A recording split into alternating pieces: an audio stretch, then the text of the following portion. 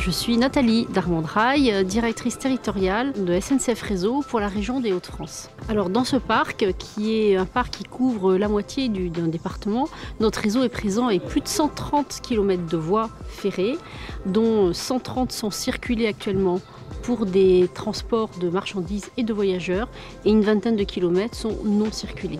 Le parc naturel régional de la Côte d'Opale est un partenaire qui peut nous permettre également de mieux partager nos pratiques, de mieux dialoguer également avec les collectivités locales et les élus. Concrètement, il va y avoir tout un sujet sur les échanges des datas. Le parc va nous alimenter sur la connaissance qu'ils ont du terrain et des espèces présentes qu'on va pouvoir intégrer par exemple dans notre système géographique de maîtrise de la végétation, Sigma. C'est aussi d'échanger et de mieux se connaître et que les équipes puissent travailler ensemble, puisque ce parc couvre un ensemble de plus d'une centaine de communes. Troisième enjeu de ce partenariat, c'est de pouvoir aussi mieux communiquer et partager nos pratiques et nos contraintes respectives de gestion d'un très grand domaine.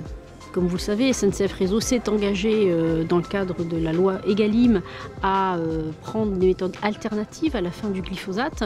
Et donc la maîtrise de la végétation, c'est un enjeu très important pour Réseau en termes de sécurité de nos collaborateurs, mais également un enjeu de performance et de régularité de notre réseau. La biodiversité, ça fait partie aussi de l'ADN de SNCF Réseau, dans les villes, dans les métropoles et dans les territoires ruraux également. Sophie Waraud, le maire, je suis conseillère départementale et élue depuis peu présidente du parc naturel des Caps et Marais d'Opale. Alors l'objet de la convention que l'on signe aujourd'hui, elle est avant tout de connaître les attentes et les besoins d'un gestionnaire d'infrastructure et l'application de la trame verte et bleue du parc naturel régional des Caps et Marais d'Opale. Comme vous savez, nous avons au cœur de notre mission l'application de cette trame verte et bleue qui compense la perte de biodiversité par les projets structurants, à la fois des milieux naturels et semi-naturels et des milieux aquatiques aussi. Avec le parc, on va travailler sur les possibilités d'accueil de mesures compensatoires. Alors une mesure de compensation, c'est quand on n'arrive pas à éviter ou à limiter un impact sur l'environnement et qu'il reste un talon dur résiduel d'impact,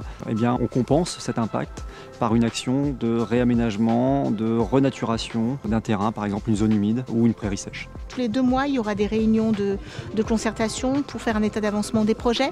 Je suis Vincent Santuine, directeur du Conservatoire d'espaces naturels des Hauts-de-France. Nous sommes partenaires du parc naturel, de SNCF Réseau et plus particulièrement du Randorail pour la préservation de la biodiversité sur ce site. On est association à but non lucratif qui protège des sites. Donc à l'échelle des Hauts-de-France, c'est 500 sites sur 16 000 hectares. Et donc sur le parc, c'est une vingtaine de sites, dont 4 réserves naturelles que nous protégeons. Notre marque de fabrique, c'est de protéger des milieux naturels riches et de le faire dans un dialogue permanent avec l'ensemble des acteurs comme SNCF Réseau, le parc naturel, les élus locaux.